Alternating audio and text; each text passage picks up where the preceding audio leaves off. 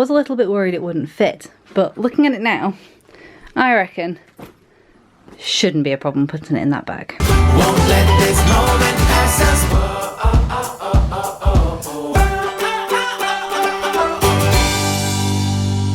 Good morning and happy Tuesday. I'm feeling super relaxed this morning because we got up a little bit later. We have a midwife appointment as this is week 34. Can't believe how few of these appointments we've got left now. And Chris and I, Chris is here. Oh, I've got my ring on again. Ah, you just don't want to be married to me anymore. No, no. You just don't want to be married. It looks fine. It's fine because I've had it off for a bit. Exactly, because you don't want to be married to me. Like I said, this is week 34. We've one on week 36. We've another one on week 38. And then the third one will be Pip. Fingers crossed. Hopefully. If all goes to plan. You never know. This is really exciting. Parking situation here is no better this week either. And it's now officially open.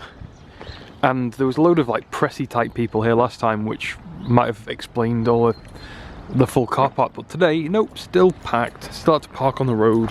We're all done at the midwife appointment. It's still really exciting. He's still engaged, but like only just. It's still really early days, so it probably doesn't matter too much. And we've been given our first pack, like official pack of information from Emma's diary that's got, this is the labour information pack. We need to open it later on and kind of see what's inside. But I feel like we're getting really close now. We've been discussing birth plans today with the midwife, who's really happy. I'd kind of put down that I like the idea of labouring with a water birth, but I didn't know if I actually want a water birth. And she seemed really excited about that, and she thought it was a really good idea, which is great. It's just nice to have somebody kind of reiterate what you're feeling. Chris is my chauffeur for the day, and he's taking me back to work. And it's fantastic. I've got like 4 weeks left at work, like 3.5 weeks left. And I've got about 5 weeks worth of work to do, but that is not a problem. I have a plan. A birth plan? No, not a birth plan, a work plan. I have a birth plan and I have a work plan. Make sure you don't Everything's get them mixed up. No. Do not want them mixed up. We're back in this kitchen today. It's time to get the tiles done. The other day I bought some tile paint, just some white gloss. And rather than taking all the tiles off and the expense of putting some new ones back on, I figured if we can just freshen the place up with some tile paint, it will look great. That's the plan. The instructions say to use a brush. I have a brush, but I'd rather use a roll. Oh no, maybe I wouldn't want to use, maybe I don't want to use a roller actually. If I use a roller, then I'm going to splatter gloss everywhere. Do not want that. Maybe a brush is the best. It says to use a brush, but I kind of imagine I'm going to get really shitty brush strokes, so I'm not so sure whether I want to. So what I'm going to do, just to test it out, I have tiles that go all the way around there, but I have one little patch here. I thought if I'll use this as my test bed, if this works out well, great. If not, I'll maybe consider using a roller. Mainly because if I get sort of like a bit of splashing from a roller over here, it's not too bad. But here you can go on the curtains and everything. First up, prepare the area, clean and put a bit of paper down. I don't have any newspaper, so I'm going to need to try and find some scrap. Product packaging says it only needs one coat. It does warn that strong colours may require two, and it's definitely right on that one. From here, I think it looks pretty good. It still needs that second coat, but first coat I'm pretty pleased with. That is currently what it looks like.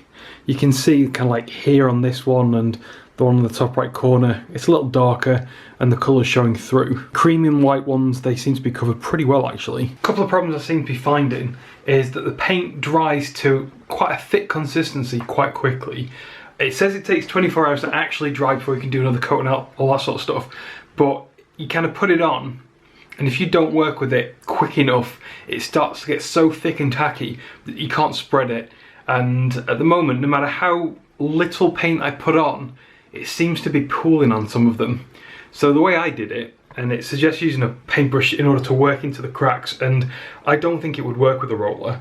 So I kind of like worked into the cracks. I kind of basically painted all the grouting, and then I started to go back over it. But where I put too much in the grouting, it started to kind of like pull over the edge. And then I kind of had to try and take some of it off and spread it around, and it didn't work that well. Less is definitely more, but I was kind of trying to get everything an even coating. And I don't know, let me give you a close look. Even though I've tried to do it quite thin in order to give it an evenish coating and not put too much on, you can still see here where it's dripping. Well, from here, there's only 1 or 2 tiles I can actually see the drip. And the tiles themselves, they're not sort of like perfectly flat, there's a bit of an undulation. I think you'd probably find it easier if you didn't have so thick of a grout line, and if the paint, like if the grout wasn't so deep. It was a great first attempt. I think when I put another coat on, it might settle it, it might even out, I don't know. I think it's just a case of less is more. Assume I'm going to have to do 2 coats and just deal with it. I'm chuffed so far. I'll leave it 24 hours, I'll let it dry, I'll stick another coat on, leave that 24 hours, and if it works, if it looks great, then I will probably crack on with the rest of the kitchen. I don't want to sort of like start now and by the time we get to the end of it and it just looks an absolute mess. I don't mind making a bit of a mistake on those few tiles. I just don't want to make a mistake the entire kitchen. I don't mind if they're not perfect, it really is a temporary measure. And it looks okay, it looks like the drips may settle. I don't know, we'll see. As my hospital bag is currently pouring out of the seams, there is far too much in there. I'm going to make my hospital bag into Pip's hospital bag, and Chris has been up into the loft to get me a new, bigger, well, new old, bigger hospital bag for me. My stuff is bigger than Pip, and I need to take things like a towel, which is ridiculous, but it takes up a lot of space. So I'm gonna go pack my hospital bag into an actual bag, and hopefully by the end of tonight I'll be able to zip up my bag, zip up Pip's bag, and we'll both be ready to go. To start with, I have spread everything out on the bed that was originally in one of my 2 hospital bags, or my hospital bag and the pile of stuff next to it. This half of the bed is for Pip, this half of the bed is for me, and we have one last decision to make. Okay Chris, are you ready to make the final decision? About what? About the stuff that goes in our hospital bag. Pip needs a jacket / cardigan for coming home. This one. That was a bit too easy. So that's the one. We need the poo, that looks really snuggly warm. I reckon it's going to be too hot for that. That is jacket / cardigan officially selected for coming home. And now to complete my piles. You'd think that after the amount of times I've been through this list, I would have actually printed out a list by now. But I'm still working off my digital list. So, blow by blow, I'm going to run through it on my phone, check I've got everything we need, and then finally zip the bags shut. And hope that they fit in the bags. We'll need to actually pick up a dressing gown, because this is the only dressing gown I currently own. And 1, it's not going to fit in any bag, no matter how big. And 2, I'm absolutely going to boil to death in a hospital. So I need 1 thin dressing gown. I'm really out of breath. It's amazing how tired I get so quickly this week. It's ridiculous. I was a little bit worried it wouldn't fit, but looking at it now, I reckon shouldn't be a problem putting it in that bag. We have been told not really to bother with toiletries for newborns, and that just cotton wool pleats and water is sufficient to keep them clean. But I don't know, I just feel like we already have this stuff. It would be silly for us to leave it at home. So I've got a couple of bits in my bag, and the rest of it is all going to stay here. I'm not going to overload the bag with too much, but at least this way I feel like I'm a little bit more prepared. I did speak to the midwife today. She said if we're lucky, and there's no reason why we wouldn't be, we may only be in hospital for 4 hours after Pip's born, which means that this is actually quite a lot of stuff for 4 hours. So that's it. 2 bags packed. My bag's closed and there's space in it. Pip's bag doesn't quite close, so we may need to do a bit of rearranging here. Feels really good to have bags complete. Oh, that's a bit shadowy. There we go.